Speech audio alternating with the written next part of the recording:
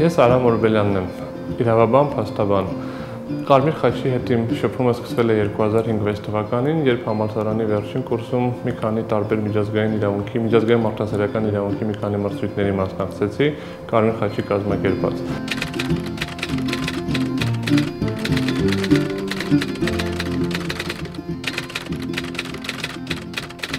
Մրցույթներից մեկում, որը Մարտենսի միջազգային մարդասիրական իրավունքի դատախաղն էր, երկրորդ տեղ գրավեցինք, ֆինալում պարտվեցինք Պետերբուրգի համալսարանին, սակայն այս մրցույթների արդյունքում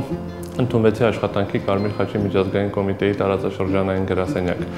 Աշխատանքի ժամանակ ձեռք բերելով բազմաթիվ հետաքրքիր եւ լավ ընկերներ աշխարհի տարբեր վայրերից։ 1.5 տարի աշխատանքից հետո եւ վերադարձա արդեն Հայաստան, այդ աշխատանքի տարիներին ձեռք բերած փորձը, վստահությունը ուժերի նկատմամբ, գիտելիքները, ընկերներս ինձ հնարավորություն տվեցին ինձ լավ դրսևորել արդեն Հայաստանում որպես փաստաբան, իսկ հետագայում նաեւ որպես արտարադատության նախարարի տեղակալ։ Ես Արամ Օրբելյանն եմ եւ սա Կարմիր խաչի իմ պատմությունն էր։